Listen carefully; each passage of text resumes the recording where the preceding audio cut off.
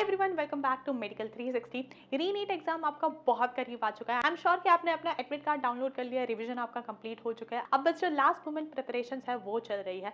सो इस टाइम पे बहुत सारी चीज़ें हैं जो कि सोशल मीडिया पे चल रही है, जो कि लोग आसपास आपके बोल रहे होंगे, जो आपको विश्वास नहीं करना है। ठीक है, सो क्विकली जो है एक बार देखते हैं कि क्या क्या चीज़ें जो कि चल रही है, जो बिल्कुल आपको ध्यान नहीं देनी। अगर कोई बोल रहा तो आपको बस क्लियरली उन्हें अवॉइड करना है। ठीक है, before we move ahead, our team would like to thank SRM university for helping us come out with this video. ठीक है, जल्दी से एक बार देखते हैं। तो सबसे पहली चीज तो है कि बहुत सारे लोग बोलते हैं that re NEET will be much easier than the original NEET paper. ठीक है, जो आपको ओरिजिनल नीट पेपर था जो कि 3 मई को कंडक्ट कराया गया था, उसके बाद आपने बहुत सारे पेपर एनालिसिस देखा होगा and the paper wasn't exactly very easy. ठीक है, अच्छा खासा उसका डिफिकल्टी लेवल था।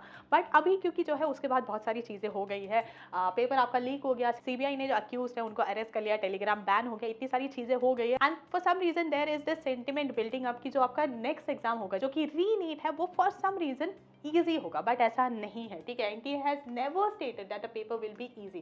The exam is design to maintain the same standard and syllabus coverage. जितना सिलेबस था वो सेम ही कंडक्ट होगा, क्योंकि देखो आपको अल्टीमेटली जाना मेडिकल स्कूल ही है। ठीक है, जो भी आपके कॉलेजेस है वो सेम है, जो सीट्स है वो सेम है, जो कॉम्पिटिशन है वो भी सेम रहेगा, सेम स्टूडेंट्स मोर और लेस आपका पेपर दे रहे हैं। तो देयर इज नो क्वेश्चन कि जो आपका पेपर है वो इजी हो जाएगा। ठीक है, कोई गारंटी नहीं है इस चीज़ का।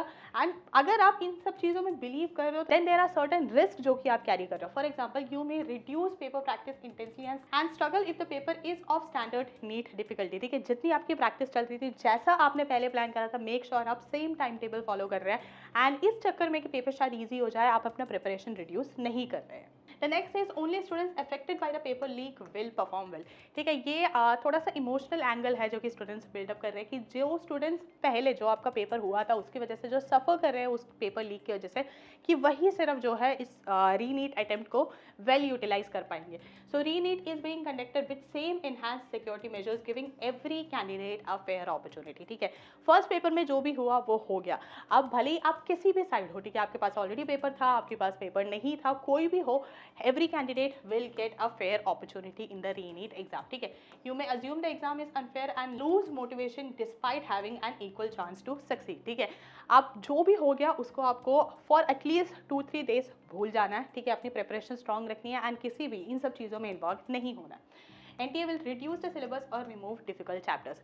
एनटीए ने जैसे फॉर एग्जांपल कोई भी डिफिकल्टी लेवल पे उन्होंने कुछ भी नहीं बताया, सेम जो भी आपका सिलेबस कवरेज है या फिर जो भी आपका डिफिकल्टी चैप्टर्स है उससे रिलेटेड भी कुछ कोई भी नोटिस नहीं आया। सो डोंट अज्यूम कि सिलेबस जो है वो रिड्यूस हुआ होगा या फिर जो डिफिकल्टी चैप्टर्स है उसमें आपको थोड़ा सा लीनियंसी प्रोवाइड होगा, ऐसा कुछ भी नहीं है। No official notice has been announced for any syllabus reduction. कोई भी सिलेबस रिड्यूस नहीं हुआ है एंड अगर आप स्किप करते हो then you lose the chance to score in those chapters. ठीक है, तो स्किप नहीं करना है आपको।